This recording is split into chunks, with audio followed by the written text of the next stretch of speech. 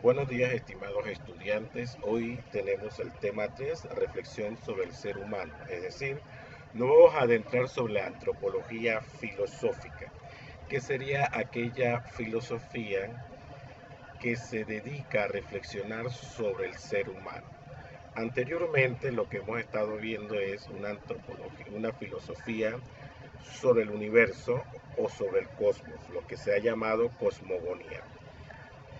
En el día de hoy veremos la reflexión sobre el ser humano y estaremos trabajando con los sofistas y Sócrates. Más tarde vamos a trabajar con Aristóteles y Platón. Y por último, en esta presentación vamos a hacer un pequeño excurso sobre la medicina hipocrática. Lo primero, ¿quiénes son los sofistas? Los sofistas nacen en la Grecia clásica, cuando se empezaba a vivir un cambio de la aristocracia a la democracia. Es decir, había un revuelo político en aquel entonces. Este revuelo político los lleva a ganar gran mérito ante la persona. El nombre de sofistas se deriva de la palabra sofía, es decir, sabiduría. Estas personas eran muy hábiles y de hecho se dedicaron a la enseñanza y eran personas que eran exponentes de la retórica y el discurso. Tenemos personas como Protágoras, Gorgias, Ifias, Pródigo, Trasimaco, Critias y Calicles. Como podemos ver en el esquema, dentro de la sofística, tenemos que practicaban el escepticismo y el relativismo. Se ocupaban en asuntos humanos, especialmente a la educación. Practicaban la retórica y la dialéctica y había un paso del nomos a la sabiduría, es decir, un paso hacia de las normas.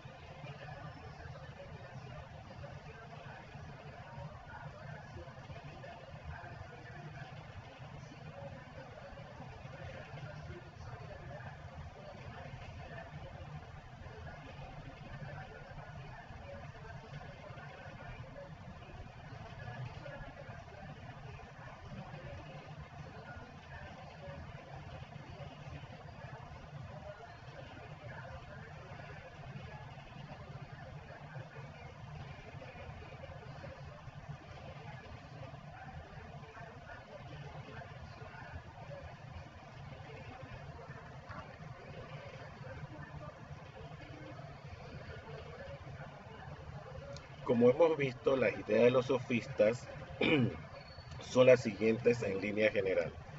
Primero, el interés por el hombre y la sociedad en cuanto al fenómeno de la civilización y la cultura. Ellos desplazan todo lo que tiene que ver con Dios para interesarse y poner la centralidad del ser humano. Segundo, una posición relativista respecto a la posibilidad del conocimiento y a las formas de organización social y política del hombre. Es decir, todo lo ven relativo. El conocimiento es relativo en cuanto que la verdad es relativa. Es decir, cada uno para ellos, cada uno tiene su propia verdad. Tercero, distinción entre las leyes sociales, es decir, el nomos, y las leyes de la naturaleza. Una cosa son las leyes sociales a las cuales se llega por convencionalismo entre las personas y otra cosa son las leyes de la naturaleza, es decir, la física.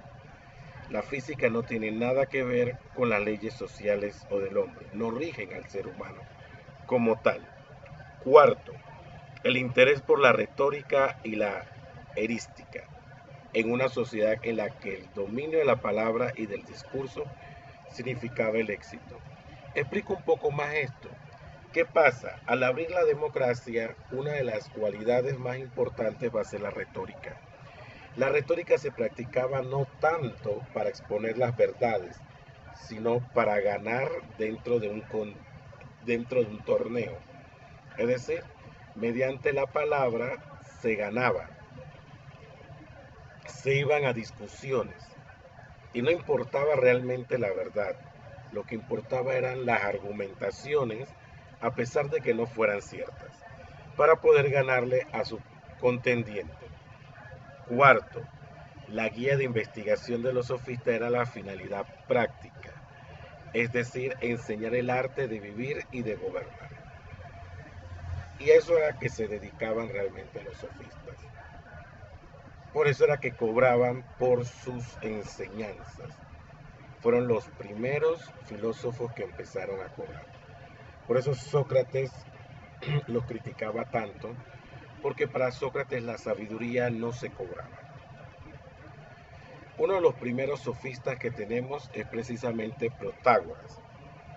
La frase más importante de Protágoras es: el hombre es la medida de todas las cosas, de las que son en tanto que son y de las que no son en cuanto no son. Su aporte filosófico es que siempre hay dos tesis contrarias entre sí. Y aquí vemos precisamente su relativismo. Pueden existir dos verdades a la misma vez, según Protágoras. Pero acuérdense, cada ser humano, que eso es lo que significa la frase de Protágoras, tiene su propia verdad. Entonces, otra de las concepciones importantes sobre este filósofo es precisamente la idea de alma. Para Protágoras, nada es el alma al margen de la sensación. ¿Qué significa esto? Hay un estatus del hombre enfrentado al mundo que lo rodea. Es decir, el alma del hombre en sí es la sabiduría. Entonces, se designa al ser humano como homo mensura, es decir, hombre medida.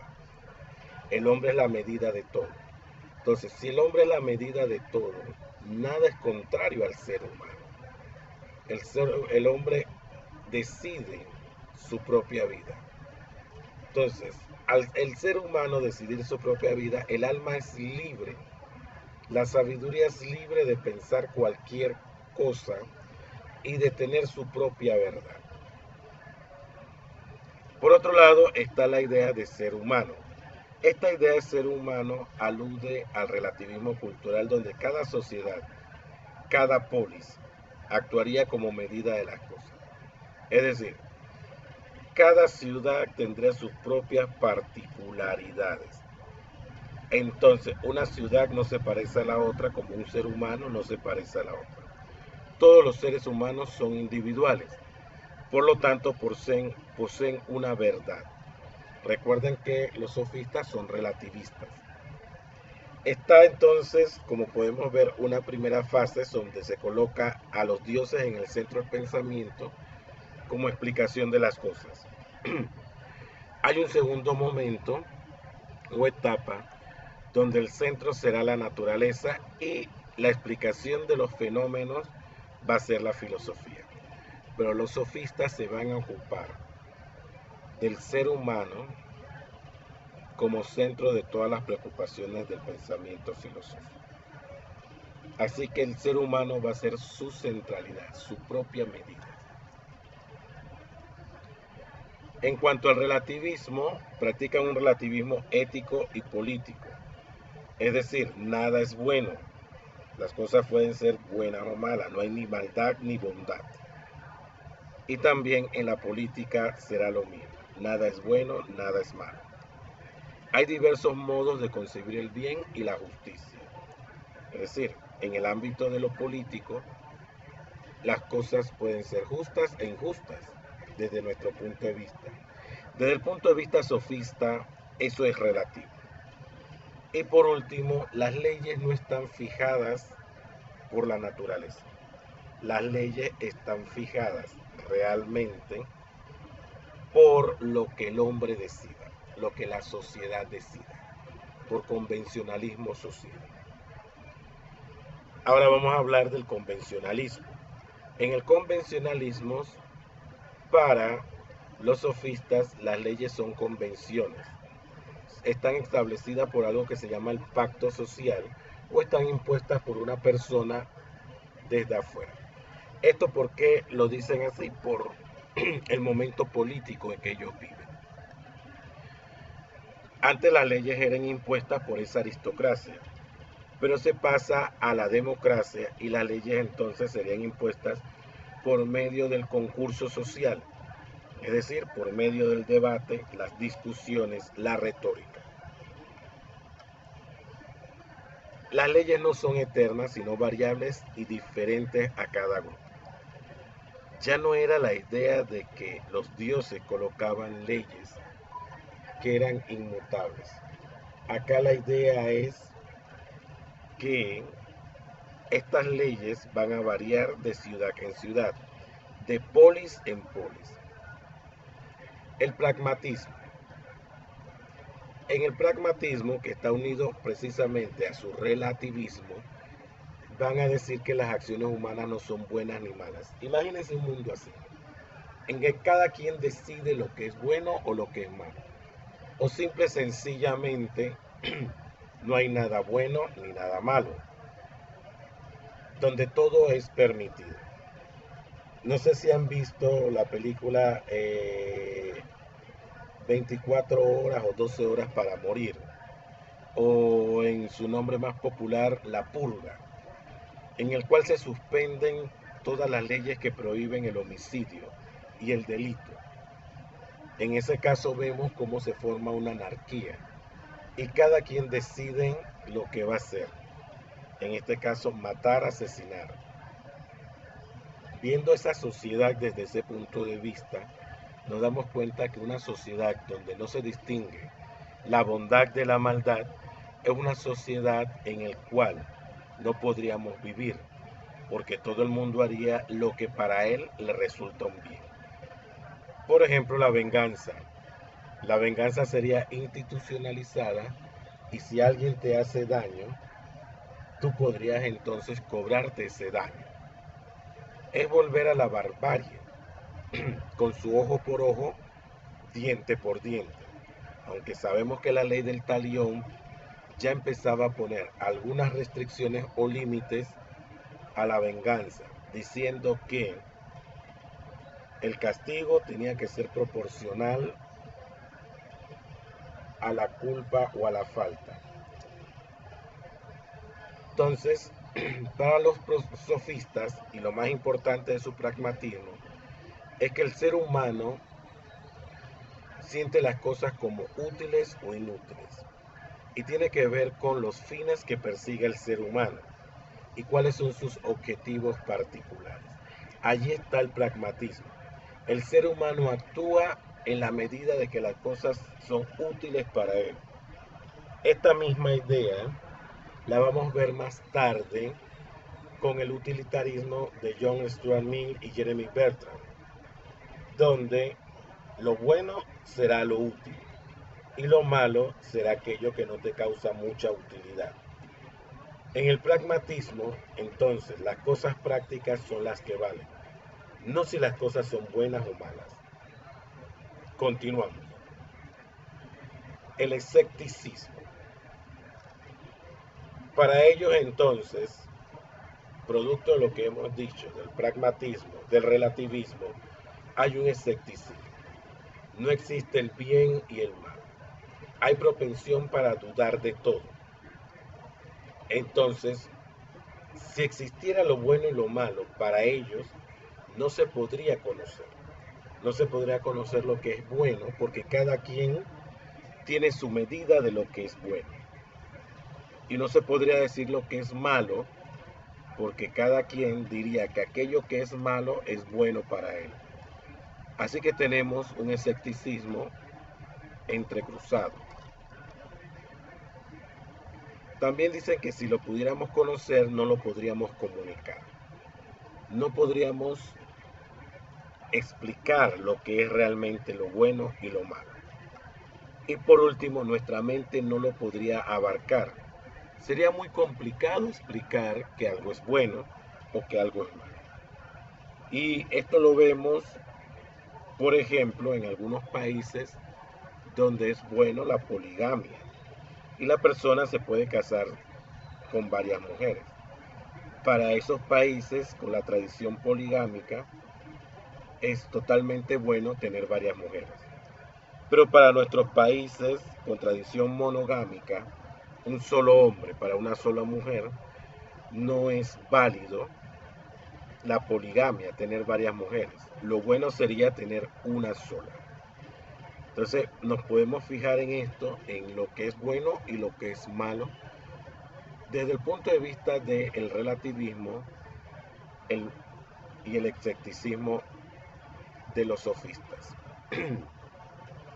Y por último, su agnosticismo. El agnosticismo postula que no hay certezas de que la existencia de Dios es real, pero tampoco se puede decir que Dios no existe. El agnosticismo, como dice la palabra, es la ausencia de una gnosis o un conocimiento sobre Dios. Nadie puede conocer si Dios existe o no existe. Los sofistas eran agnósticos. No afirmaban la existencia de Dios, pero tampoco la negaban. Entonces concluía en que los dioses son invenciones de los seres humanos.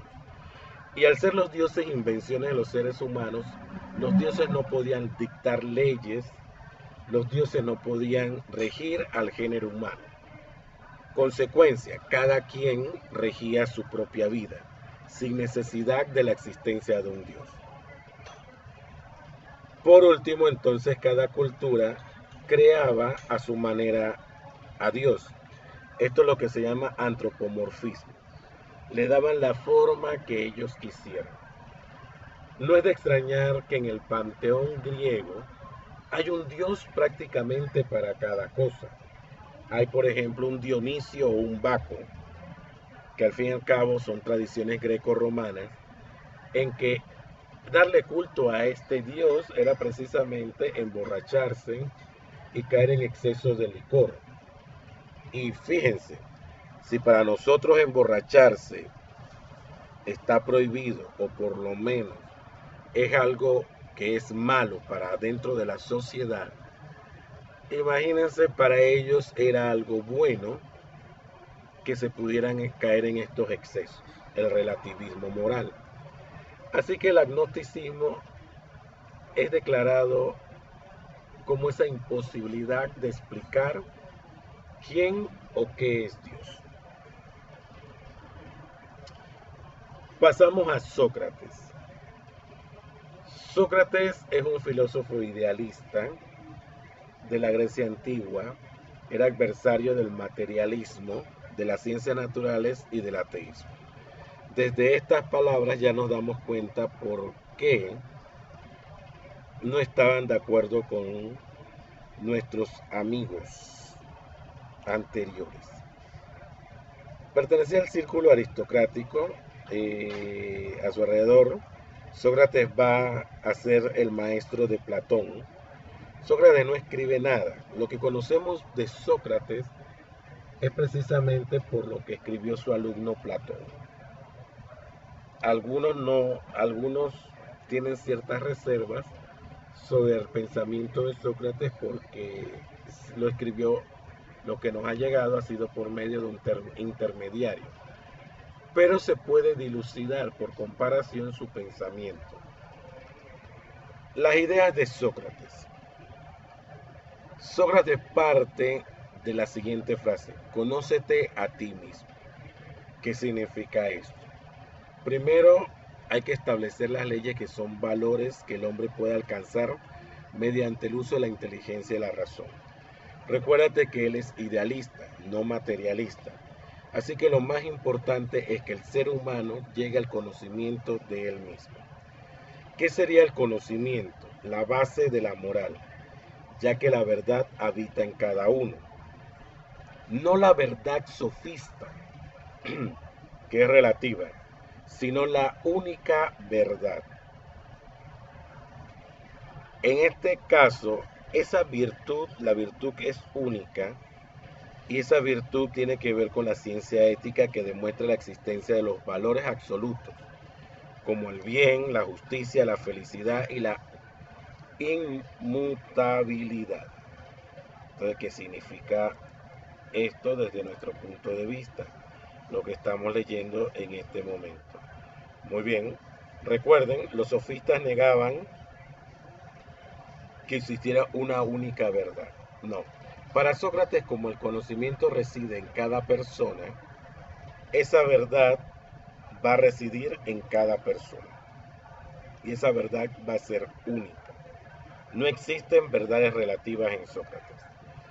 Y por último, nos va a decir que la actitud y la conducta virtuosa usa esa reflexión como una búsqueda del verdadero bien, el conocimiento y la sabiduría, las cuales son imprescindibles. Para esto, recuerden que Sócrates sí decía que el bien, la virtud, los valores se pueden enseñar porque están dentro del ser humano. Para los sofistas no se puede enseñar porque cada ser humano tiene una verdad relativa para él.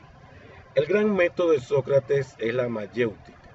Ahora, dependiendo de la literatura, algunos dicen que la madre de Sócrates se llamaba Maya y por eso su método se llama la mayéutica. Otros dicen que la palabra mayéutica o mayéuticus significa parto, porque a eso se dedicaba a la madre de Sócrates. Era una partera, es decir, ayudaba a dar a luz a los niños. Y la idea de la mayéutica es esa. Las ideas, las verdades están dentro de cada persona. Y el filósofo, mediante el diálogo, puede ayudar que la persona descubra la verdad que reside dentro de él, es decir, la sabiduría. Así que Sócrates va a hablar, va a sentar las bases de lo que llamaremos intelectualismo ético. Entonces, para él, primero que todo, el que hace el mal es porque no conoce el bien. Así que basta con enseñar el bien que está dentro de cada persona para que deje de hacer el mal. Entonces, por eso dice, si a esa persona le mostramos el bien, la persona va a corregir su propio error y va entonces a empezar a hacer el bien a los demás. Porque se va a dar cuenta que hacer el bien a los demás es también hacerse bien a uno mismo. Lo que hemos estado diciendo, las virtudes entonces se pueden enseñar, en cuanto que las virtudes están dentro de cada ser humano. Es preferible sufrir una injusticia, decía Sócrates, antes que cometerla. Así que si tú sufres la injusticia, no te hará injusto. Cometer la injusticia sí te hará injusto.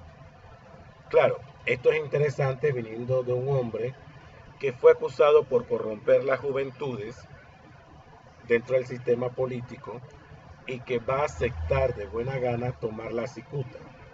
La cicuta se toma voluntariamente y aunque él sabía que era una cosa injusta, él decidió tomar la cicuta sabiendo que estaban cometiendo injusticias con él mismo a cometer una injusticia dentro de la sociedad.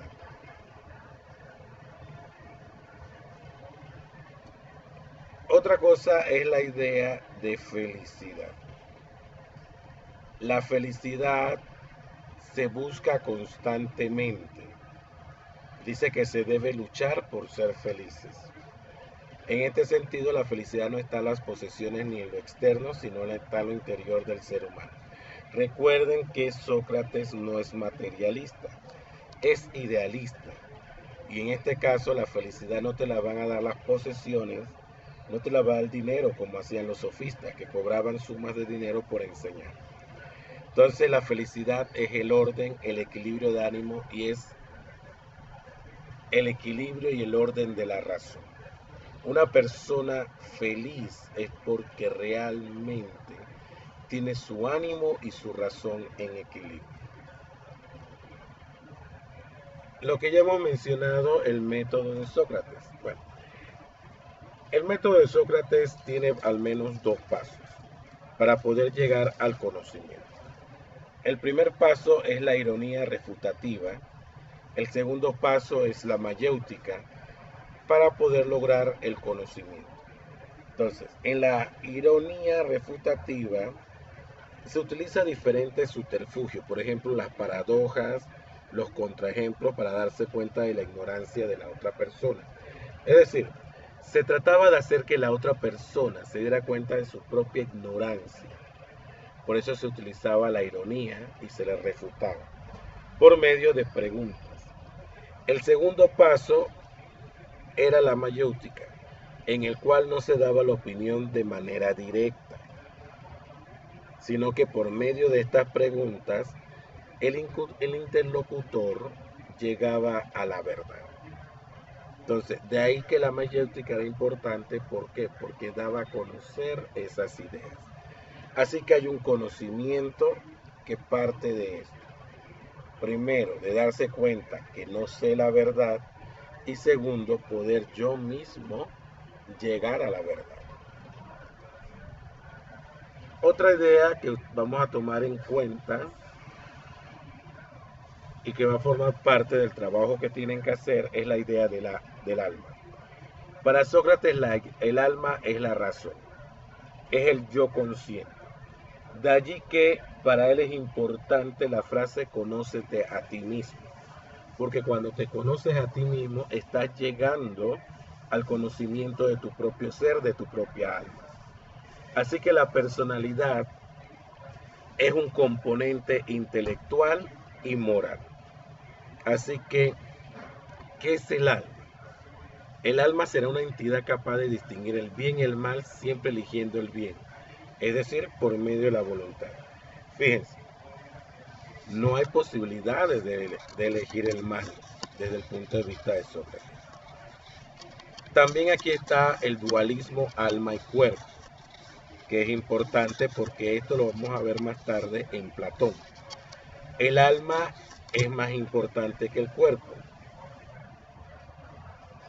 Por eso es que para descubrir tu propio ser tienes que tener un autoexamen constante. Ese autoexamen constante te puede ayudar a aclarar,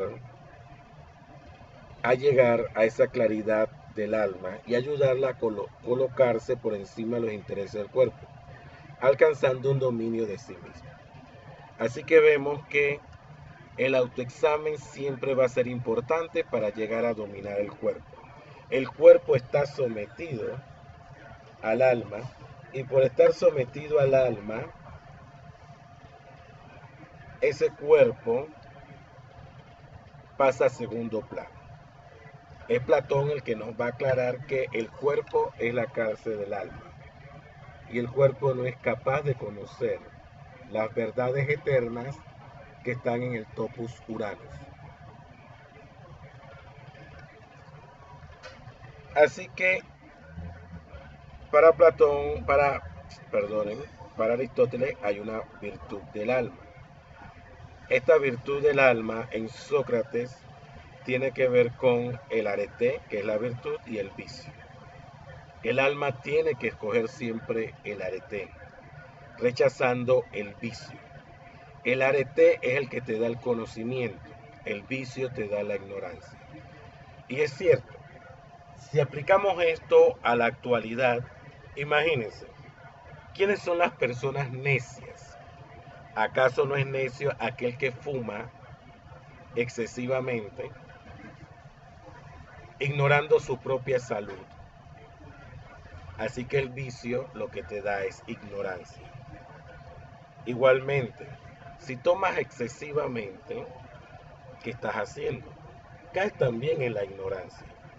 Y así podemos ver todos los vicios que tiene el ser humano, y es la ignorancia precisamente de vivir. Podríamos definirla de esa manera. Sin embargo, el que está dentro de la virtud, del arete, siempre adquiere mayor conocimiento y mayor sabiduría. Los dioses o Dios, bueno, es interesante porque para Sócrates existe Dios, pero no como nosotros pensamos. Para él, Dios es una inteligencia que conoce todas las cosas sin excepción. Es decir, Dios es alma pura, es mero puro conocimiento y pura virtud. Así que Dios, como es alma pura, puro conocimiento y pura virtud, es aquella actividad que ordena todas las cosas que existen en el mundo, con esa inteligencia que tiene, y también que de alguna manera, por medio de su providencia, procura que el ser humano tenga lo que necesita. Así que Dios se ocupa del hombre y del mundo en general, los dioses o los dioses. Para ellos tienen un enfoque, Dios siempre se va a fijar en el hombre virtuoso, pero va a castigar al hombre vicioso, al malvado. Hasta aquí vamos a llegar con Sócrates, y en nuestro próximo video vamos a empezar con Platón.